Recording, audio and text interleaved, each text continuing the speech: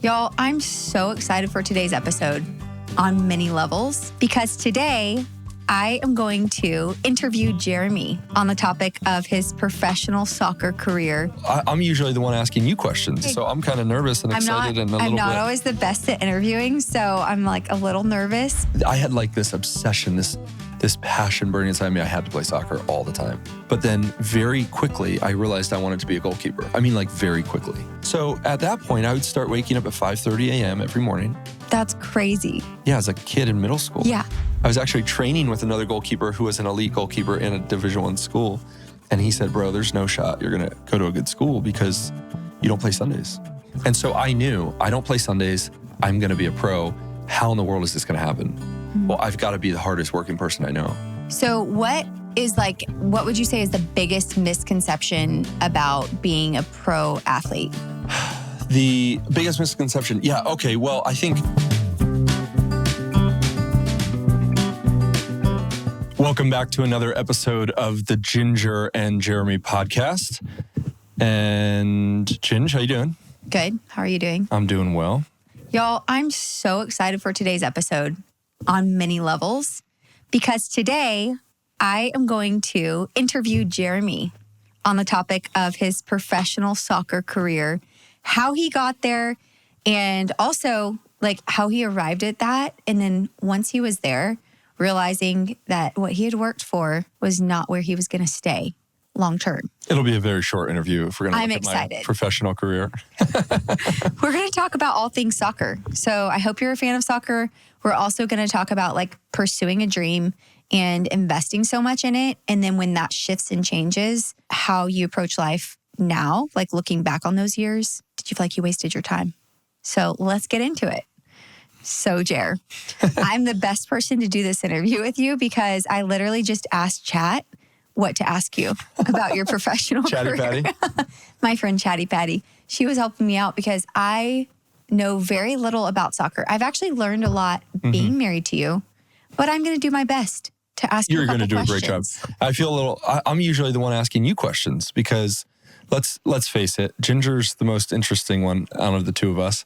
And the reason that you guys are listening to this podcast is because of my sweet wife. And so I'm always scratching the itch of curiosity that our listeners have, but also that I have, asking about you and your life.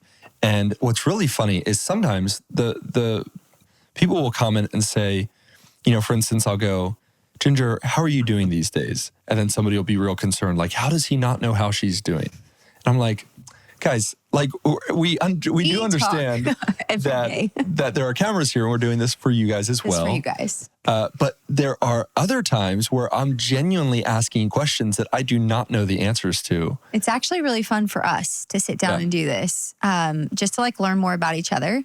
And it's the best. If you want maybe this is another podcast topic, but if you want some help strengthening your marriage, start a podcast. Oh my goodness. I don't know if that's the best thing to do, like right off the bat. Like, well, you don't have to publish it, but it is sweet, the time for us to sit down every week and talk. And it's as enjoyable, you know, for us as we hope it is for you, but we love this time. But yeah, you're going to ask questions today, so I'm kind of nervous and excited and a little bit. I'm not always the best at interviewing, so I'm like a little nervous, but bear with me, guys. Here we go. Well, okay, my first question for you, for real, is how did you get started in soccer? Like, was it something that you fell into? Did your siblings play sports growing up? Or like, where did your passion for soccer begin? Yeah, I remember it very clearly. My family in Downingtown, PA, we lived in a little house in the borough, and we had an old computer. I mean, it wasn't old at the time, but it was one of those computers, family computer. And I remember crowding around because I think my dad was doing something like looking up soccer or looking up a game. And I remember making fun of it. I had just come off of my first year playing t-ball. I think I was maybe 7 years old. And I was like, there's no shot I'm playing soccer. My brother and sister, who are both older than me by 2 years, they had gone to tryouts. I remember going with them. But I would just kind of like, I wasn't into it. I was real skeptical. But then my sister and I, for whatever reason, outside of my dad's church, we had a soccer field. And we started playing and kicking the ball around. And I don't remember what got me to do that. But probably you were bored. Yeah, maybe bored. My sister was probably into it. So I was like, all right, Val, I'll play with you. And I'll never forget this. There was a soccer team that had just finished practicing, and we were playing over here, another area of the field. And these 3 boys came up to me, the Lesh brothers, Michael, Mark, Keith. They're triplets. And they said, hey, man, we saw you playing. You should come and try out for our team. And I just talked to them. They went to the middle school, which was right across next to the church, adjacent to the church. And I was like, well, when are tryouts? And they said it'll be, in a couple weeks or whatever. They left. I sprinted up to my dad's office. And this is one of my core memories. And I burst through the doors. I said, Dad, can I try out for Downingtown? I think the team at the time was Spirit United. And then their team was Mako Attack. No, my team was Mako Attack. They were the Great Whites or something. And so we got information about it. It ended up being an age group above me. But I went and tried out. I made the B team for the age above me. And that was actually really important for my development because I started playing with guys that were bigger and stronger. And at that age of development, when you're 8 years old, playing with a 9-year-old or a 10-year-old is a significant difference because you're growing so much. So I tried out for the team. I made it. And that was the start. And then I became obsessed soon after. And I wonder, do you think that some of that too is because these kids who you didn't know at the time, the Lesh brothers, them inviting you to play and like calling you out, hey, you should come play. Do you think it was like positive peer pressure on your end? You're like, oh, that's so cool. They noticed. Yeah, I think it was also, I was homeschooled. So I didn't even know, I didn't have a paradigm for a travel soccer team. It was a social outlet, but it was also more of just like, wait, what is it? And so, yeah, I think getting to know them, they became friends all through high school and college, and I'll still keep in touch with them. And so we don't get to see them obviously as often as we'd like, but love those guys. But yeah, at that point, I think it was like just an introduction, and I was just curious. So how did you do that first season playing? I mean, did they let you play? Well, I did really well. I was really gifted for it, I think. I don't know how. I don't know how I picked up on the technique, but I played out in the field. I was usually a striker, and I just took to it. I just absolutely loved it. And there's a picture of me still on my mom and dad's refrigerator, and I have the ball, in the pose like this. And I signed it that year. I think 8 or 9 years old. I signed it with a gold Sharpie. That's so cute. And I signed with my number 86 because even then I thought like, okay, I wanted to be like professional. I didn't get bit with the bug of being a professional, the obsession with that until I was about 12. I don't remember the exact age, but I remember the time period. But yeah, I just went all in. And I don't know if that's my personality. You could tell me this, Ginge, about other things. I tend to, I think though, if I get my mindset on something, you hyper-focus on it. Yeah, I hyper-focus. And I just go all in on it. Oh, yeah, you do. And sometimes I move on. So like fountain pens, right? Like I have a fountain pen collection. But for years... You have a hat collection. Yeah. So I go... But then sometimes I move on. Yeah. So like fountain pens, I still love them and use them every day. But I'm not like searching obsessed fountain pens and trying to find a good deal on eBay or anything like that. Yeah. I've just kind of got my collection. I'm happy. I did that with rocks and minerals when I was a kid. Yep. But with soccer, it was like the one that I stayed hyper-focused on and never left. It just became my constant obsession from really that point on. And I always played in the field because I was good at it. But then very quickly, I realized I wanted to be a goalkeeper. I mean, like very quickly. And I think the turning point for me when I became obsessed was couple things. I decided I wanted to be a goalkeeper because of Peter Schmeichel, the Great Dane. We got to talk about Peter Schmeichel. So if you don't know who he is, I didn't know who he was either. Jeremy showed me some videos of this guy, and he's intense. Yeah, he's an animal. He's so intense. Yeah, the Great Dane. He was Denmark's goalkeeper. He played for Manchester United through the 90s. He won the treble with them. He retired after the 98 season. And back then, we didn't have like the Premier League, English Premier League didn't have access to American television. And so every year they would do a VHS recap of the season that you could buy from from Eurosport, which is what I would do. And they just had the major teams. At that time, it wasn't Chelsea. It wasn't Man City. Man City was an awful team in the second or third tier of English football. It was Manchester United, Arsenal, Barcelona, teams like that. And so I became a Manchester United fan just because I had access to them. Mm-hmm. And it was... Still are. You still are a fan? Diehard Red Devil. And it was the era of Nicky Butts and Ryan Giggs, Paul Scholes, David Beckham, the Neville brothers, and Peter Schmeichel was the goalkeeper. And when I saw Schmeichel play, he was intense. He was vocal. I mean, he would get in his defenders' faces, and he was just dominated the box, the goalkeeper box, the area that we call in front of the goal. And I remember I stuck on him like white on rice. We want to take a break from this episode to tell you about Every Plate. Every Plate gives a wonderful option to those of you who are fighting those mealtime battles, maybe with picky kids or a busy schedule, by sending you everything you need for a nutritious, delicious, healthy meal to your door. What I love about Every Plate is that these meals do not take that long to make. And like Jer said, all the ingredients are shipped to your door, so it really takes the guesswork out of meal planning.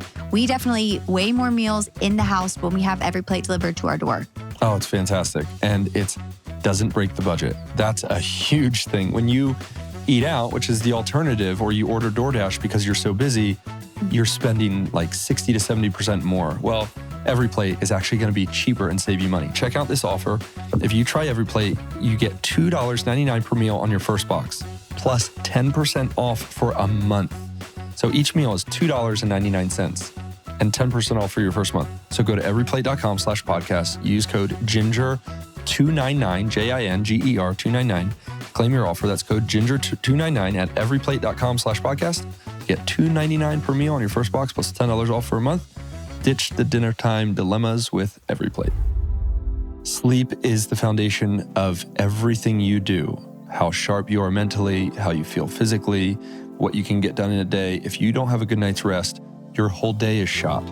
And Brooklyn Bedding is the solution for the best night's sleep you can get.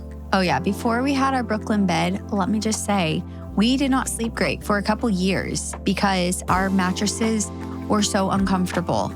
And it wasn't until we upgraded to Brooklyn Bedding that when we travel, like no matter where we go, we cannot wait to get back home to our comfortable Brooklyn bed because it is just super soft. And it also, we have like the more medium to firm and it has like the softness on top, but then it keeps you from like sinking in. Yeah. It's too fantastic. Far. It's brilliant. We absolutely love it. So go to brooklynbedding.com, use our promo code JJ at checkout to get 30% off site-wide. That's 30% off across the site.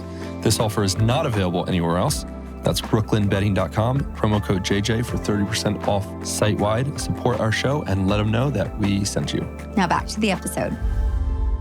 As soon as I became obsessed with Peter Schmeichel, it became a problem because I was this little 11-year-old kid who was then going onto the soccer field, the training field, and screaming at my teammates. So imagine you're going to you signed your kid up at 12 years old. Your dad's a pastor.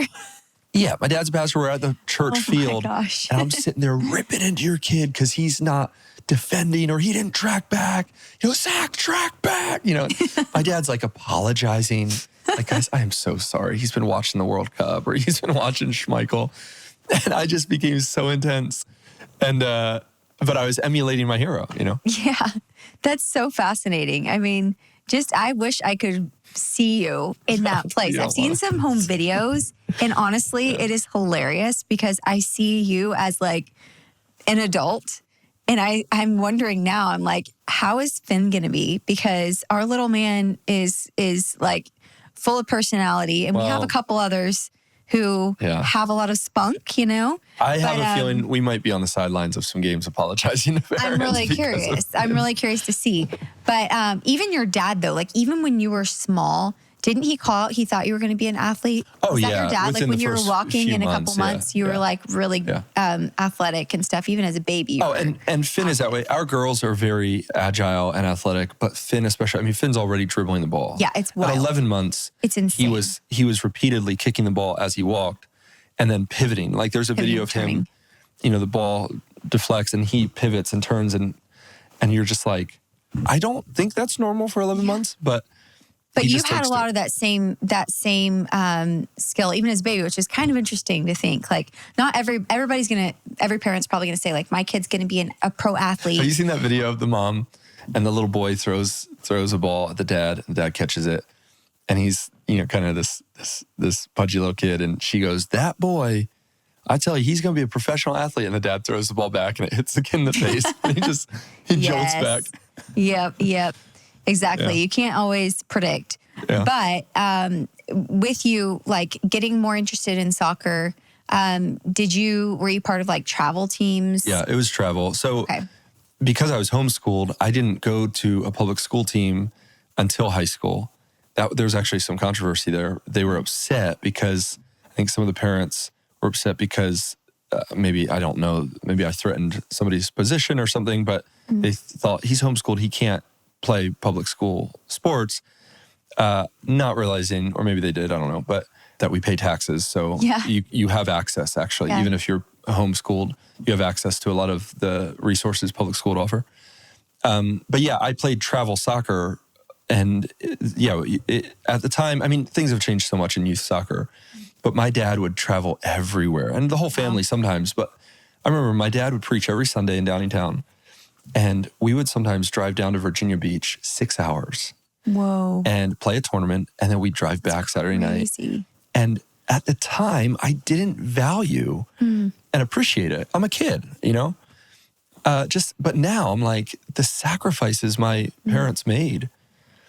And we weren't wealthy. And so I remember, I would get a pair of shoes.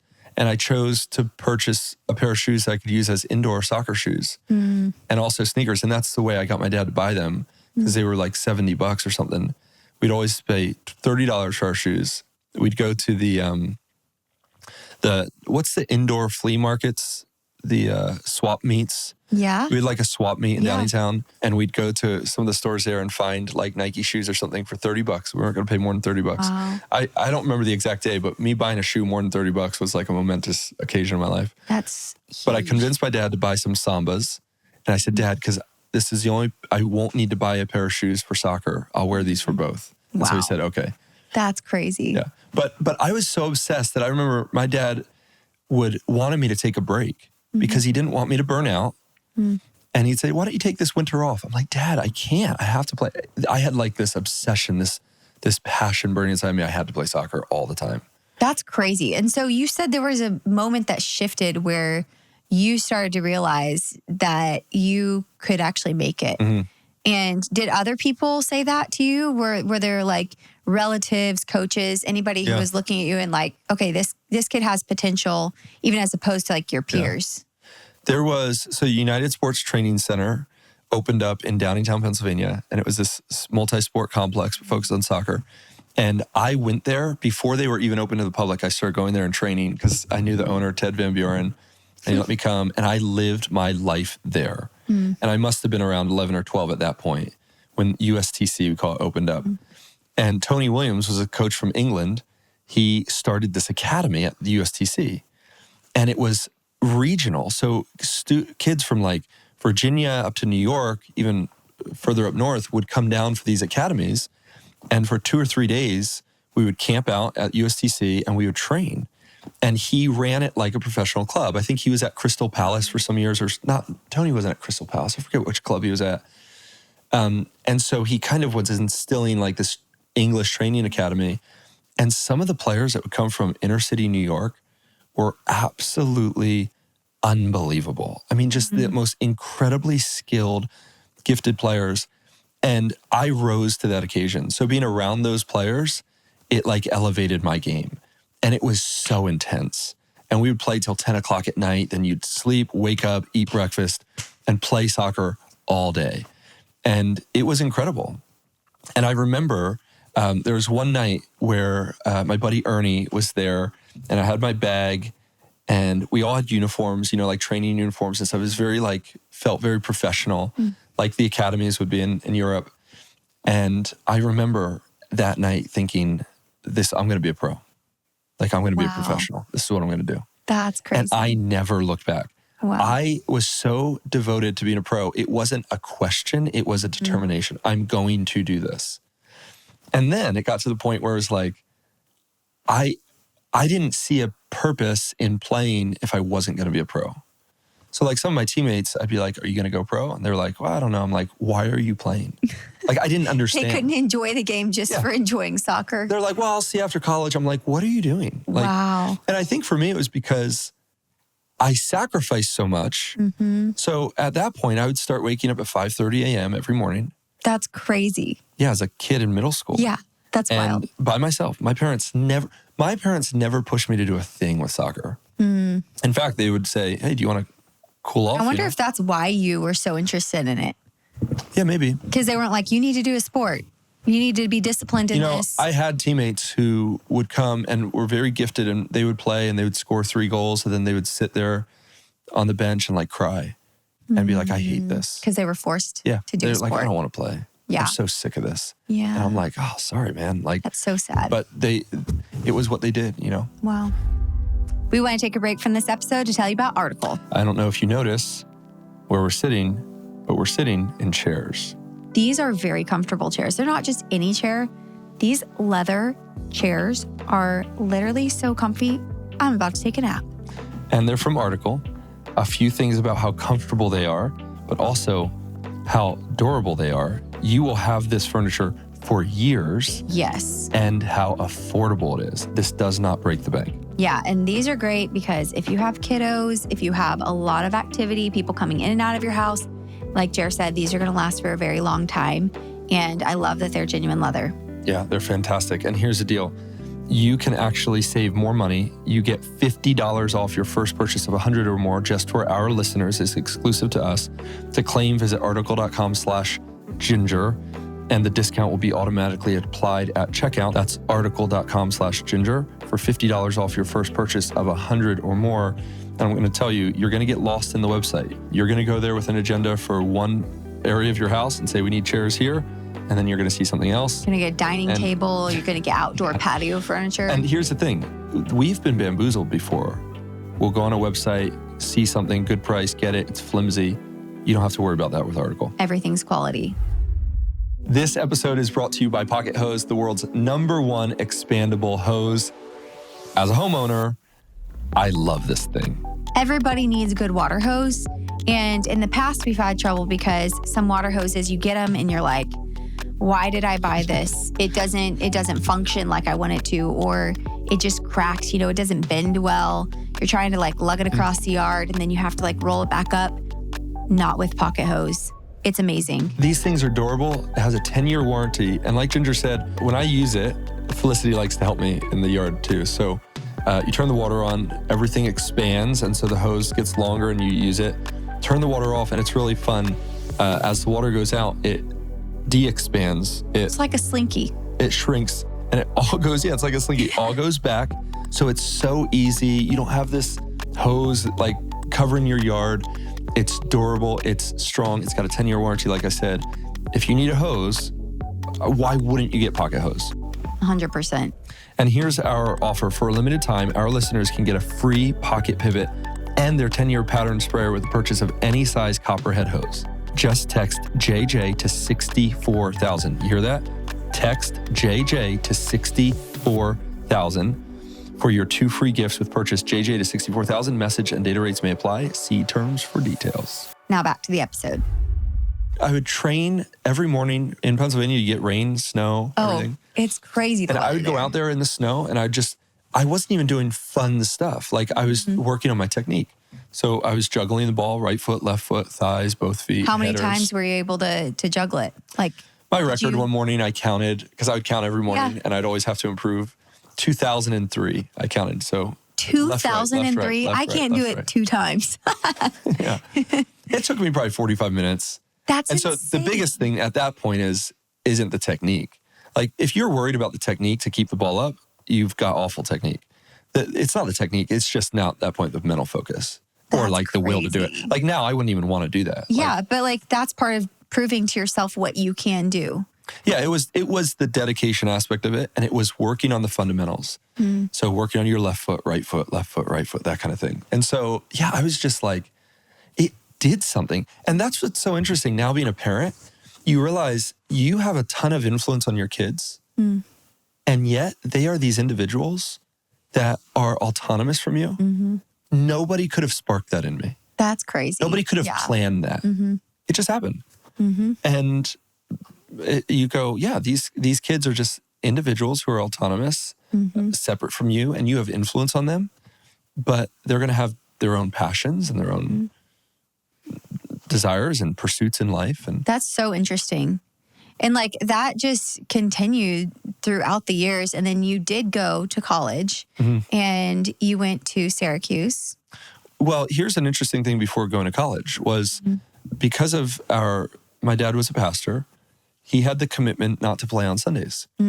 So I never played on Sunday until college. And even that was a decision we made together. I agreed with it. I wanted to honor God's day, the Lord's Day. At the time, theologically, for those of you listening who are theologically minded, we were Sabbatarians, which meant Sunday is the new Sabbath.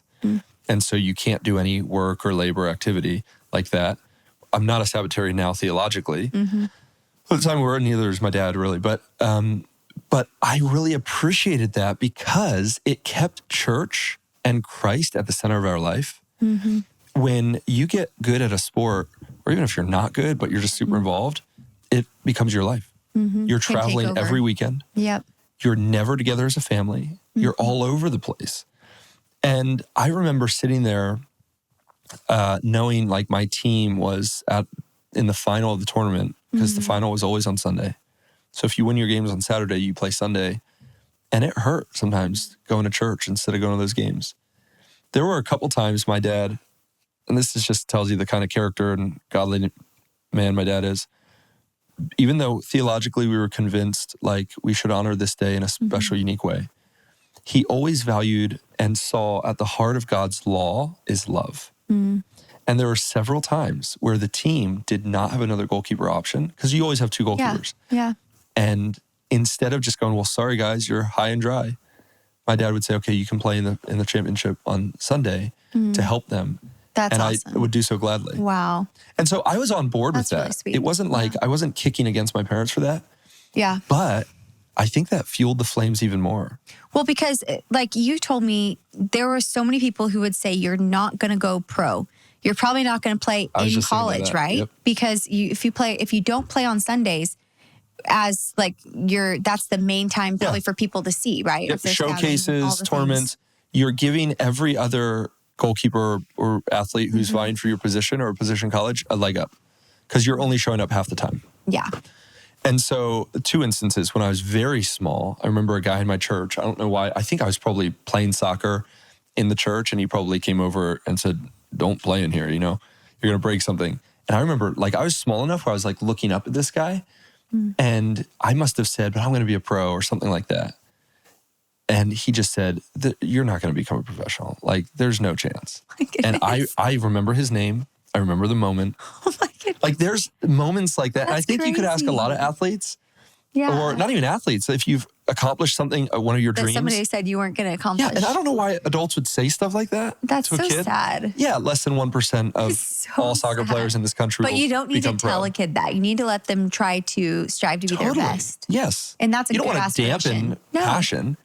That's and so I remember thinking like, I'll show you. And you know what's crazy? I signed my first professional contract. You know who I thought about? That person. Yep. No way. Oh, that's 100% wild. Same day. Signed it when I did it.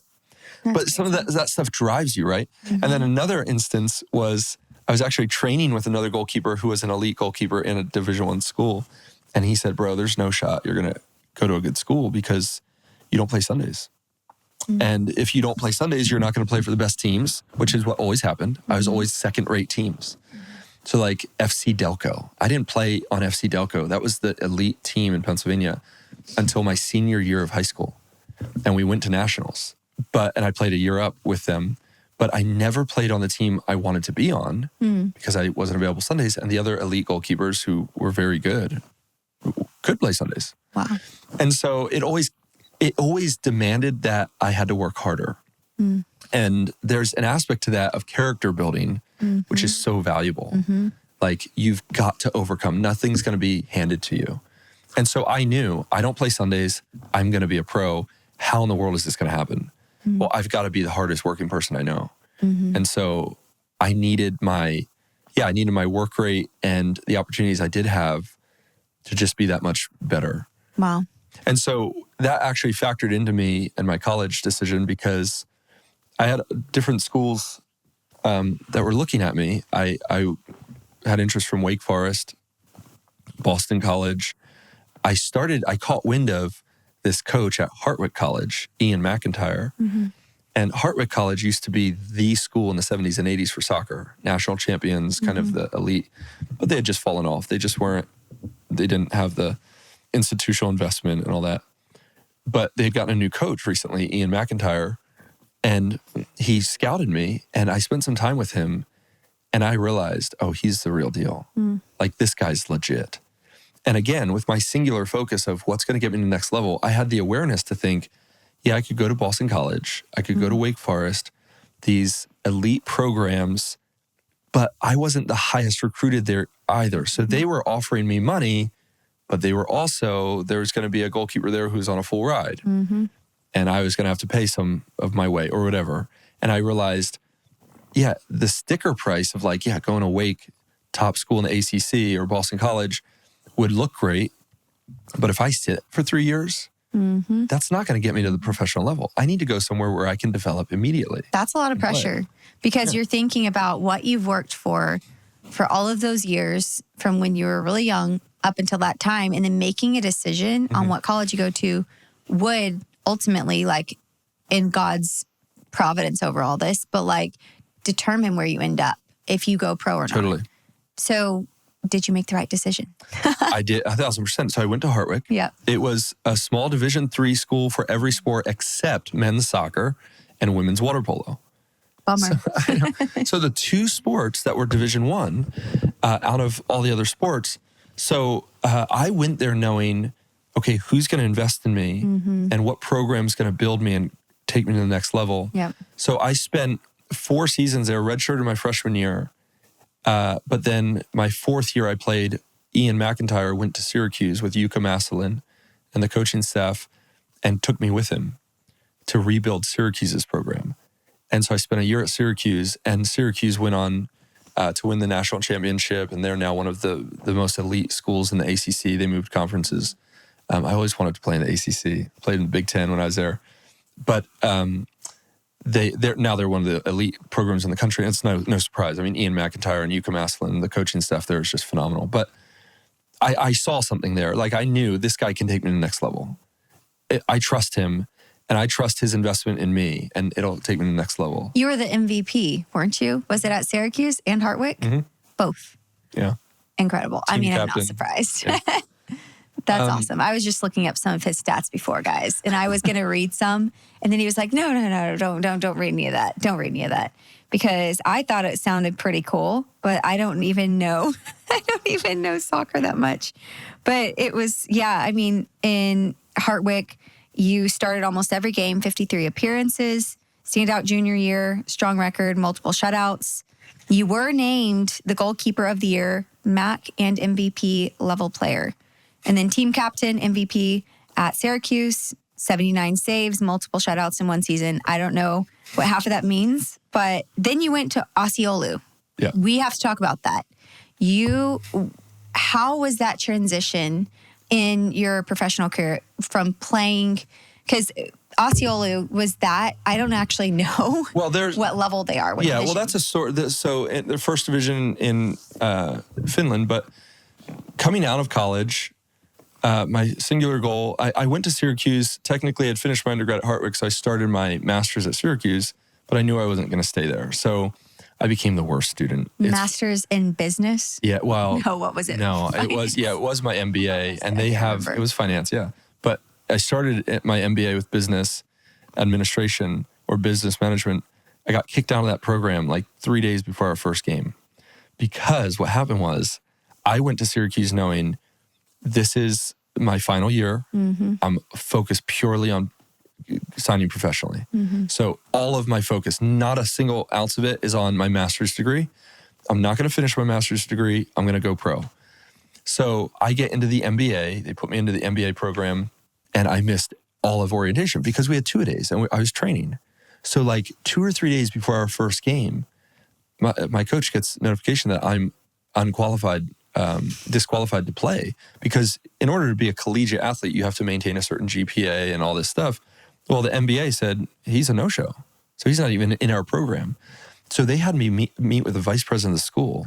Oh my goodness. And so they're going, how are we going to get you into a program? What program? They're scrambling to find a program for me to get into. So they put me into finance. That's perfect. I am not a finance guy.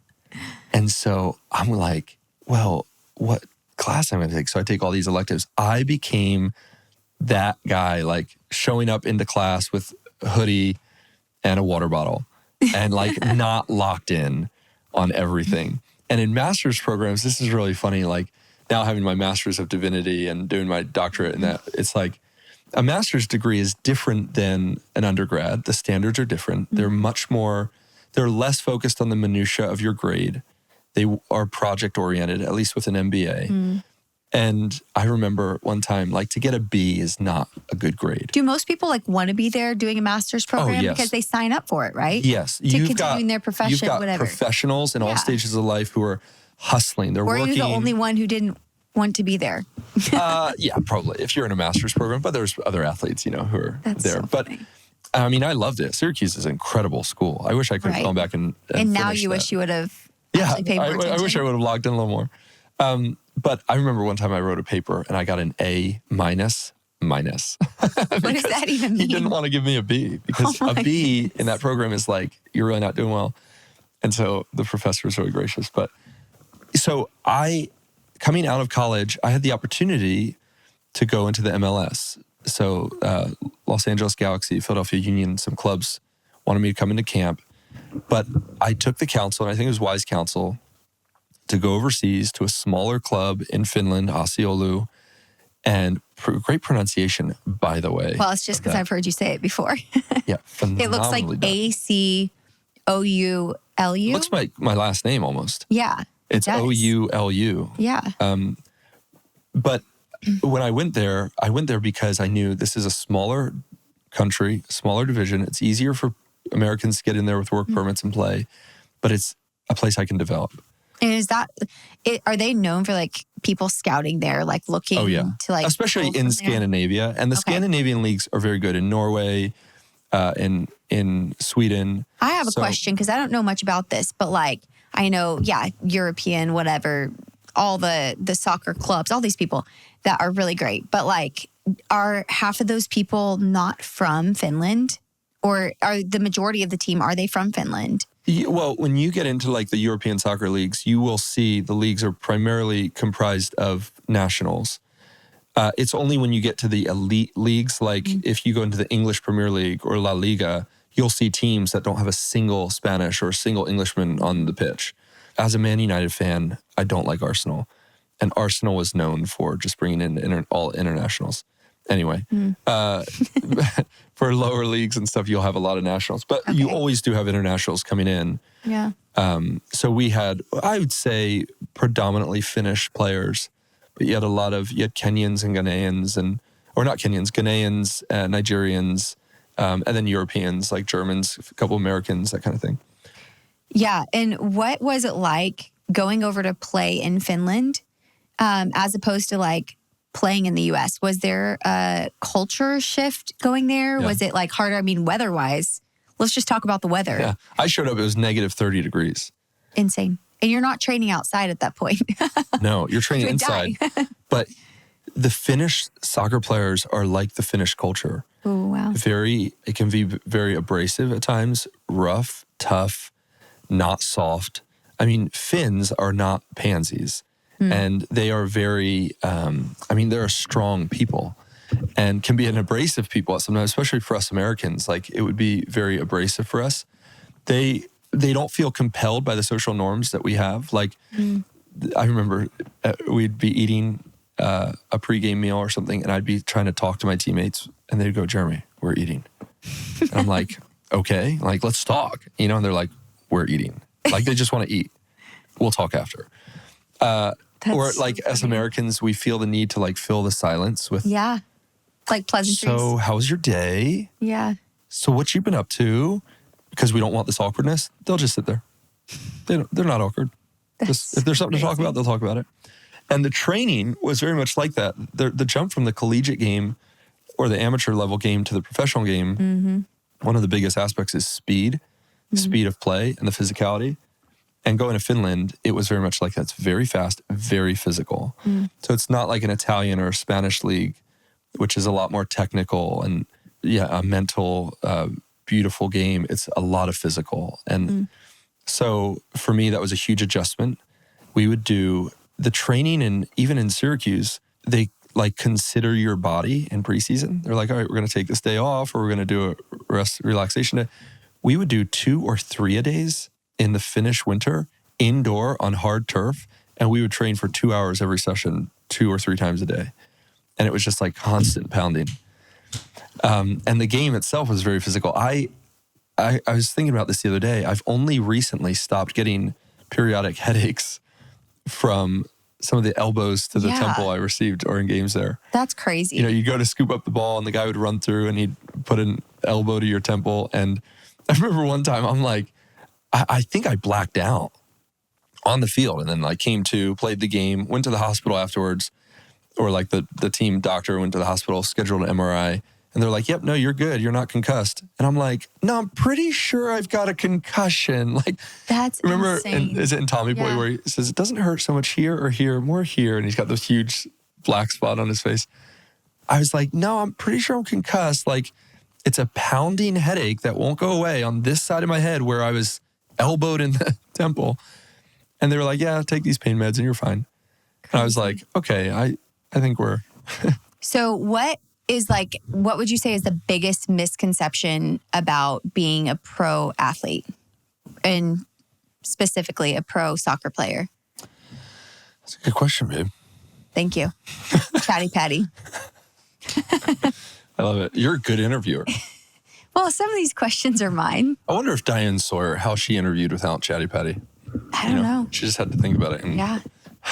The biggest misconception. Yeah. Okay. Well, I think a ton of people, when you look at what is highlighted professionally, first of all, there's a massive jump from the amateur game to the professional game. Do you think part of that's because of the pay? Like you're being paid so much to play as a pro? Like some of these guys, multi-million-dollar contracts, they have so much pressure to perform. Do you think that's like helpful or not?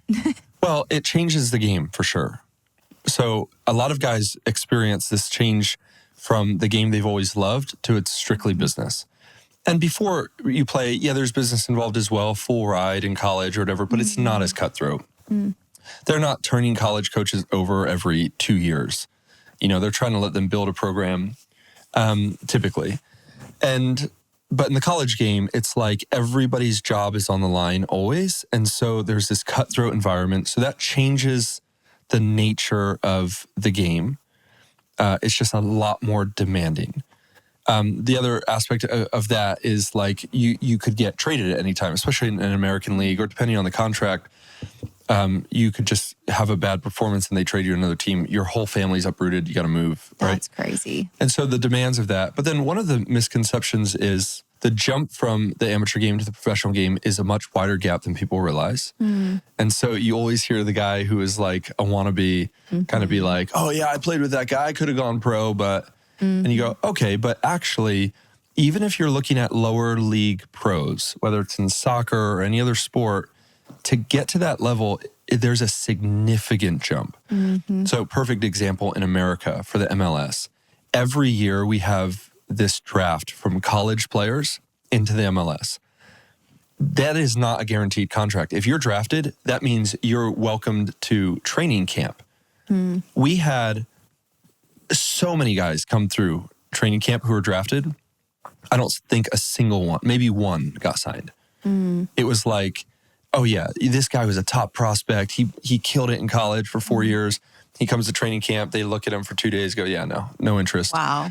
And so you realize like, okay, it gets very tight at the top. And so it's easy to look at a guy, who's like not playing a lot or in a lower second division and be like, I could have played with him. You go, well, no, to put ink on the paper, there's a lot of pieces to that.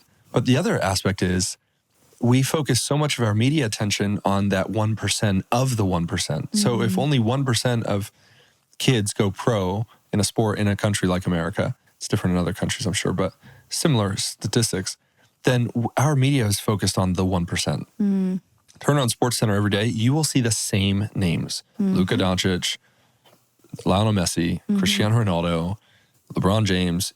They're constantly being talked about. Well, they're just a few people amongst the hundreds or thousands of people in that sport. Most professional athletes are not just sitting on guaranteed $40 million contracts. And it depends what sport and what level, but the off season is cutthroat.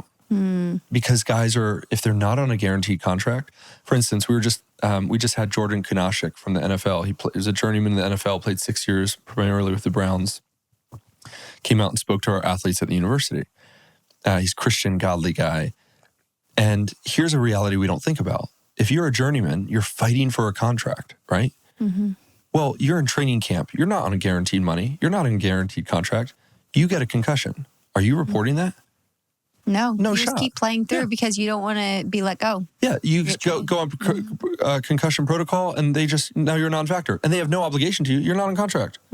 So next. That's crazy. So your whole career is over because of concussion? No way. So I asked Jordan, how many concussions you have? He said, no clue. Because he wouldn't report. Ask him, what's your name? He's like, No, I mean, he's doing fine. But you see like the environment is like, that environment is so intense. Wow. Because you're fighting for your life. And so you would see it like guys, if they start having a bad string of games, it's not just like, I got to keep my head up. You start seeing the pressure of their family, the pressure of their career. And some guys handle it better than others. And the off season's coming and they're dreading it. Like when I was at New York City with the Red Bulls, they came in and cut 17 players and most of the coaching staff. We underperformed. They just cleaned house. And guys could see that coming. I knew it was coming, but you realize, okay, I'm not going to make the roster next year. And it becomes very cutthroat. And that's the side of professional sports I don't think people see on SportsCenter. That's crazy. They see people going like, Doncic signed for, a $600 million contract and should have been this. And we go, wow, that's pro sports. Not for most. Even with soccer, if you're watching European soccer, you're watching the top echelon of the top for it to be on TV here. So were there any great perks that you miss from being a pro athlete? The food. Like at the Red Bull. Oh my goodness. Yeah. You breakfast, you walk in, breakfast, anything you want for breakfast. And then lunch, it's like, we're sushi today, steak tomorrow, pay for everything, that kind of thing. You travel, because it has to do with your body, right? So everything's catered toward that. To you. And for a guy like myself who loves food. You love food. Like Jeremy loves food. That's his love language. That's a great part. I miss the camaraderie in the locker room. You realize like how quickly you build bonds with guys when you are going into battle with them. If you're in just normal span of life and you go, over the last few years, we've gotten to know some people and it's been really sweet getting to know this couple and we've become pretty good friends. And well, if I go join a team with guys, the next day we're homies like that because you're fighting together. You're having to, it's like going into war together and it just creates this bond. How was that? Like once you reached pro, I mean, did you feel like you changed at all? Was there a side of you, like because of all the attention, being in that place where everybody's looking at you, all these young kids want to be like you. Did you feel like it changed who you were as a person at all? No, I don't think it changed who I was, but the Lord was definitely doing something in my heart. And that's probably another story for another time. But he was exposing a lot of pride in my heart. And I definitely did have that thought. I mean, I had reached my goal, but I understood there was a long way to go. Even as a pro, the job's not finished, but Yeah, I think the Lord, but I don't think if you would have met me, you would have gone, oh, wow, in college, he was so different. No, you would have said it was the same guy, but yeah, it makes you hungry to achieve more. Yeah. What was it like? So we will get into this another time. I would love to have another conversation about it, but what was it like reaching your goal? And then as you reached your goal, realizing that everything that you had worked for, that passion was kind of shifting. It was weird. Yeah, that's a good turning point. I mean, I wrestled with that because it was my obsession for so many years. When I realized that I was gaining another obsession that bothered me, because it wasn't one where my career stopped and then I went, I guess, what should I do now? It was my career stopped because I had a completely different passion. You retired early. I retired. I didn't want to play anymore. And, some people look at that and they go, played 4 years and, oh, he couldn't get a contract. I remember when I was at San Antonio, a good buddy of mine, Josh Saunders, had just signed with New York City FC. They were coming into the league for the first year. And we were talking and he said, come on, man. Like if NYCFC gave you a 6-figure contract, you'd sign. I went, no shot. Like I have no desire to play. I'm done. And why was that? Well, my passion was completely replaced with a passion to preach the gospel. I mean, I remember walking around the stadium in San Antonio, smaller stadium, second division side, but 8,000 or 10,000 people, maybe more, maybe, I don't know, 15,000 people fit in that stadium. And it would be packed on a Saturday night under the lights in San Antonio and beautiful manicured Bermuda grass. And it's exciting. An hour before the game, I'm walking the stadium and I was more excited for the opportunity I'd have to share the gospel with a group of students coming to the game after the game than I was the game itself. And I started to realize something's wrong, but something's right here. Like things are changing for me. My passion is being switched. And so for me, it was very much like I stopped playing and didn't even look back. I had and even now, like I don't ever go like, man, I wish I could keep playing. That would be the other question though, because a lot of people, like you said, if they get it taken away from them after all those years, there's a sadness that you feel and a part of you is missing. But you also, there's a side where you've been able to go into spaces and play. I remember when you signed up for that indoor soccer league and it was just people who were just trying to get their anger out. Chaos. And it was really terrible. Yeah. And I walked into that, like having not watched you play professionally ever, I was like, this is fun to watch you play. And you were like, oh my gosh, like it was frustrating for you. Well, because you got a bunch of like accountants in their 30s who are on a Tuesday night just getting their anger out. And they're not actually good. Yeah. And that bothered you because I think it's tough to play. You're just playing like, and they're expecting you to throw yourself, in harm's way as these guys are like getting their anger out. And you're like, I'm not trying to break a bone because you guys are acting crazy. Like, but then I got invited to, and that was cool. Yeah. Then you moved over to the proper league. Well, yeah. So one of my buddies who I used to play with, he played on the Galaxy. I was like, dude, come out here and play with me on this thing. And he's like, no shot. But he said, downtown LA, there's a group of guys, a bunch of pros, a bunch of former pros, we play. And I was like, all right, that's where I got to be. That was a lot of fun. So I got, to have an outlet to play is fun, but it's not like this.